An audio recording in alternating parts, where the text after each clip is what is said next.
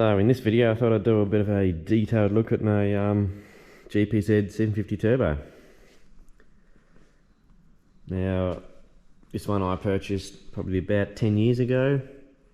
I was always after one. I just happened to see it on eBay one day and it was only about an hour away from me. A few bids later and it was mine. It was very poor condition when I got it, like cosmetically. I think it lived its whole life outside. You could hardly see what colour the back wheel was. There was that much grime in there and all the paint and everything had faded. So I've done I suppose you could say, a partial restoration on it. I haven't touched the engine or the frame or anything like that, but everything else has all been painted or looked at. So this is 1984 model.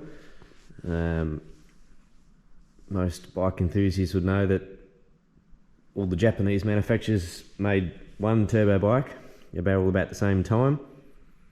We do have a XJ650 turbo of my father's. Probably do a video on that in the future. And this one here, they say they're GPZ, but on the actual plate they actually refer to it as a ZX750. So this is an E1, so it's 84. They did have an 85, which was E2. There wasn't much difference, I think. It might have, the E2 had push-pull throttle cable, where this one's only got one pull cable. I think the calipers might have had different coloured decals on it. Probably some other things, but I'm not quite sure. So I'll just go over some of the bits I've done. Start from the front. All the forks have been rebuilt. Forks were re-chromed. The tubes are all anodised. Put a bit of a brace on there, one of those fork braces. Rebuilt all the anti-dive unit. There's a GPZ 900 form that did kits for these. Some people would take these off and then just run a brake line straight to the caliper. But I thought if I can get it working, I'll just leave it on there. It's just all seals and stuff like that. It's got a couple of stages on it. So when you apply the brake and you're under braking, it actually stiffens the valving up in the fork. Seems to be working. I'm happy with it. I'll leave it as it is. I do have, I think, Sonic springs. They're just linear rate springs in this. They don't have a lot of travel, and I don't think you'd gain a lot with the progressive springs. So I just went for linear, and I'm happy with it. The wheels is the last thing I just done to it. Paint was getting pretty thin on them, so I polished all the aluminium, masked it all up, and then all the red was done in 2-pack. I've got a mate that does spray painting, so he done all the painting for me. Rebuilt the calipers. These are originally anodised black, so I thought I think the gold doesn't look too bad, makes them stand out a bit more, and there's plenty of black on it, so I did them gold. Just all new seals. These are Metal Gear rotors with the Metal Gear sintered pads. I think the brakes work quite good. A lot of these other bikes of the 80s, they always said the brakes were bad, but I'm quite happy with these ones. Braided brake lines, that's always a common upgrade.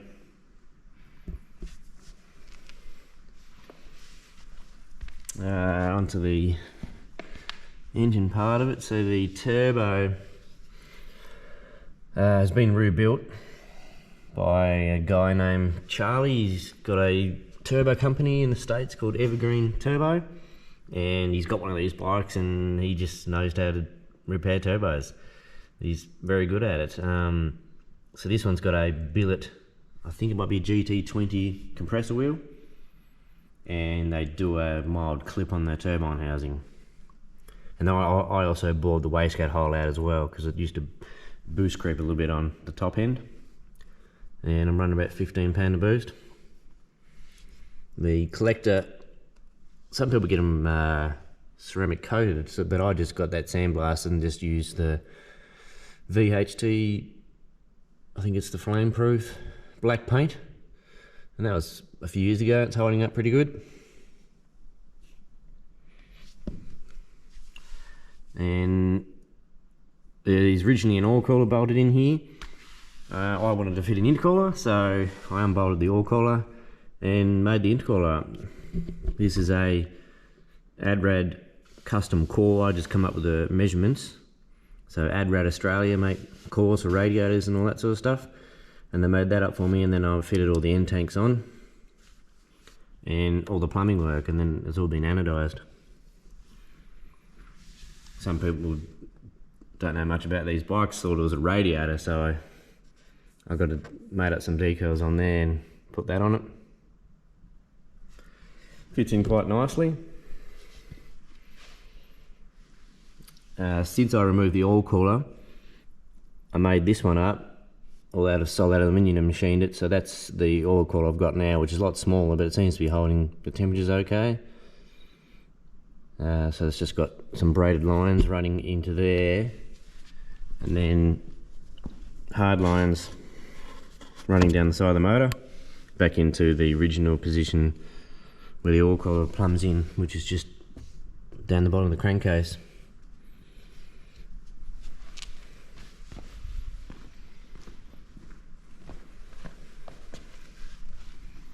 Bit of a close up of the plumbing. These are aluminium. They only did that on these models. So it's only bare aluminium. This was very corroded when I got it, so I did spend a bit of time sanding and polishing it. Makes them stand out. The filter for the turbo is straight on the turbo now.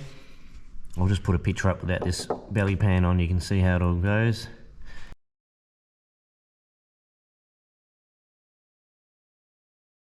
The original air filter is actually in behind that cover there, and I ran a plastic ducting from there round into the turbo, but I've actually fitted a oil catch can inside here now, so it comes off the top of the crankcase through this pipe down into the catch can, and then the catch can just breathes out into the sprocket area. Fitted a blow off valve to it. A lot of people fit them on the plenum on the other side. It does make them more hidden. But that seems to work okay just down there. I made up a little solid line here just to get it around rather than having rubber all the way, and then it goes to a silicone tube up into the plenum, up into the for it to get signal for the vacuum.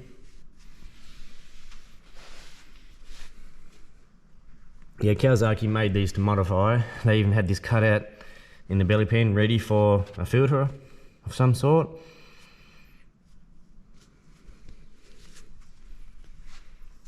I've got Dyna coils in there with new leads and just original plug caps. So this one is still the 750. You can get Wiseco do 810 forged pistons for it. I do have a set, but at the moment I'll leave it like it is. These are fuel injected, so that there's just you start it up and you can set a bit of high idle for cold. I had the injectors all cleaned. Made a new fuel rail out of stainless on it because they're only steel and they seem to get a bit rusty, so made a new one out of stainless.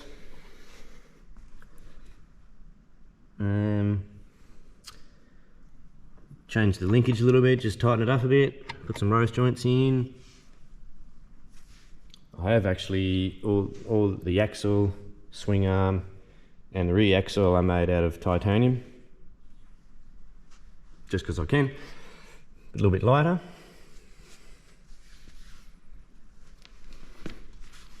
Onto the rear suspension. It's a Hagen or Hagen rear shock absorber. And then I made up these adjustable links to lift the back up because they are pretty low.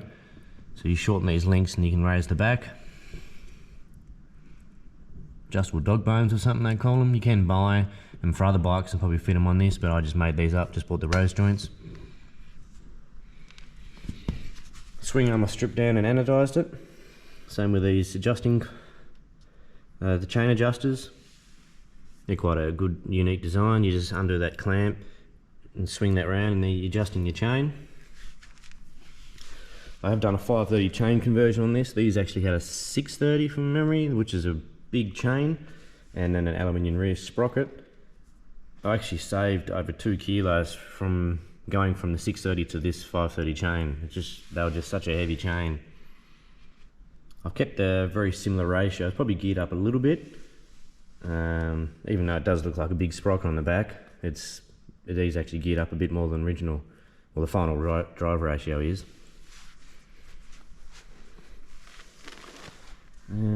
Just a chain cover. I took the plastic one off. It just has a big plastic cover on it and made this one up.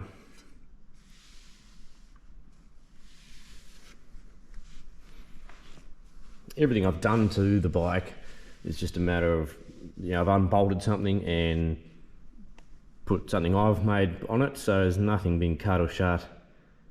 I just wanted to keep it that way. The rear tail assembly, the original one is a pretty big square tail light with a big plastic guard. These ones were quite low, but there was a different model that had a shorter one. Some people cut like the one I had down, but I didn't want to cut that, so I just unbolted it, which bolts on up in here, and then made up this whole piece here out of aluminium. Just fabricated that, which just slips straight in, bolts in. Just put a number plate out of stainless, and then just put a tail light in there with some LED indicators.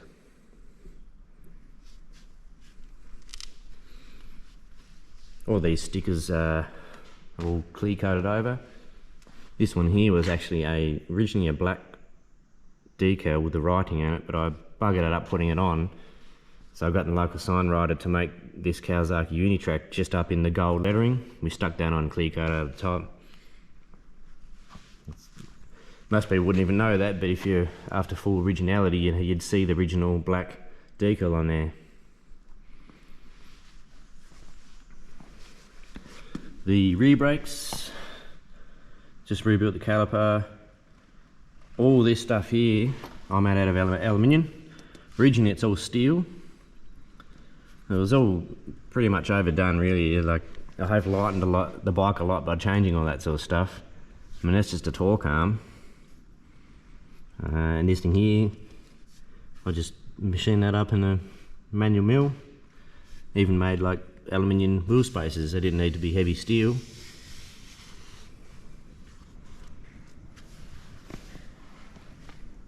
Makes it look quite smart. The exhaust is just a 2-inch system straight from the turbo.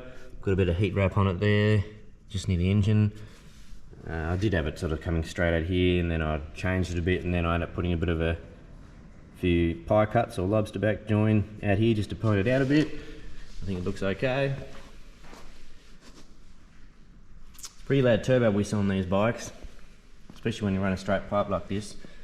The original exhaust come here, and then another one went to the other side. I've got that piece, but I've never had the original mufflers. There is a guy who's just recently remanufacturing the silencers. They're like a black silencer on each side. Now they look really good. The clutch, there's a spacer in there. I've actually got a lock-up clutch in this. It's just the bolt. You take your front clutch off, and then you got the lock-up one that goes on there with the weights on it, but it brings it all out, so you got to put that spacer in. It does get a bit close to this pedal here, but once you're sort of aware of it, it's not a big problem to touch that. Got an oil pressure gauge on here, which just plumbs into the main oil circuit. It is a bit low on oil pressure. I'm not sure why. I'm guessing it could be a bit of clearance in the big ends, but it's running good at the moment. I wouldn't mind pulling it out and pulling it down and giving it a check over. Probably giving it a bit of a freshen up too. Well, that's just one of the temperature gauges that screws into the oil cap. I've got adjustable fuel pressure regulator down in there. The original pressure on these is only something like 20 a pound, I think, from memory. But because of what I've done to this, I've increased the pressure up to around 36 to or about 40, I think it is now, which rises the same amount as the boost does to get the extra fuel in there. These do have a boost cut originally at 12 pound, but when you do the ECU mod, which is pretty much cutting a wire, it puts them into what they call race mode. So you get rid of the boost cut, and it ups the fuel map by 20%, I think. And then you can tweak the richness or leanness by turning the TPS a little bit. So the fuel pressure gauge I've got up here. And I've just got a Speed Hut boost gauge. There's the original boost gauge there. You run about 42 psi fuel pressure there. These are your gauges for your fuel stand, or them flash up. And because when you put it in race mode, the DFI light doesn't flash. If something goes wrong in the ECU, then you'll get a warning on there, and you can count the lights on the ECU and look up the chart to tell you what the fault code is. I haven't had any fault codes yet, so that's good. These mirrors, the original mirrors aren't very far, and they do look a bit plain. So these are off a, I think might be a ZZA 1100. I'll have to check on that, but they do look smart, and they're a bit more practical as used than the original ones. The original ones are always looking at your shoulder. Screen is just a Eagle screen, a tinted one, and that's just I think an Australian product. I changed a few bolts and just all that sort of stuff, even all these ones. The indicators are normally quite big. These ones here are flush mounted with a new plate.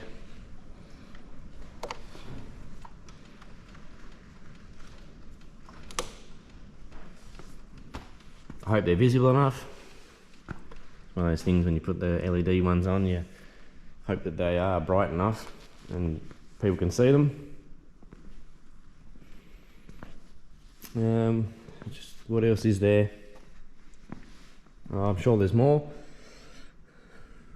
Got any questions, put them in the comments. I'll be happy to answer them. Running some Dunlop Street Smart tyres at the moment. Seem pretty happy with them. I'm just running factory sizes.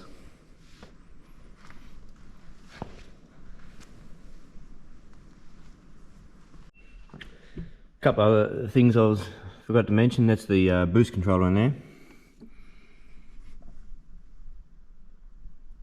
That's just a ball and spring type, so the pressure's got to build up pressure to lift the ball before it gets to the wastegate. Just undo the lock nut and turn that. I like these little ones because it actually stops the wastegate seeing any pressure until that ball lifts in here. They're quite effective. It's tricky running all the plumbing down into there. I've actually got some hard lines running up the side of the engine to keep the heat away from the hoses. The gauge mounts I put on there, it's always tricky to make them look good, but I actually made aluminium brackets on there,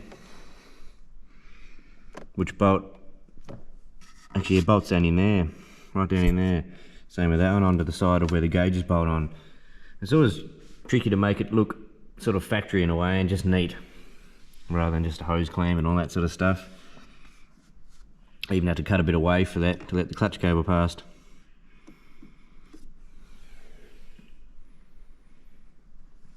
The fuel pump on this I have upgraded. It's I can't think of the model, but it's a Walbro pump.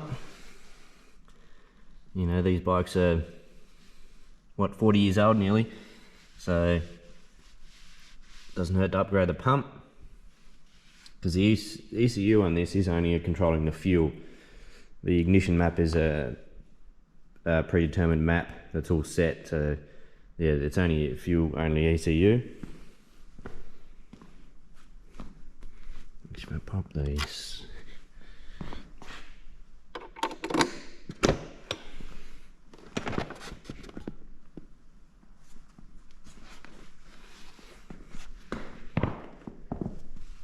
That's the ECU in here. Quite a big unit. That's how they were.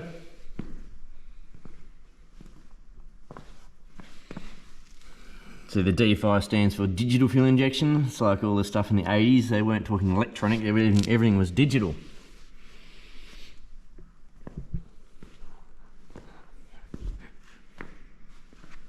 These are the intercoolers. I actually made 3 of them. That was the original one I started making, which was like a Chinese bar and plate. It actually mounts on through the original oil cooler rubber, and then these bolt to the side of the frame where the fairing goes. This is like the one I've got on mine. So this is the ad rod. These are actually tube and fin.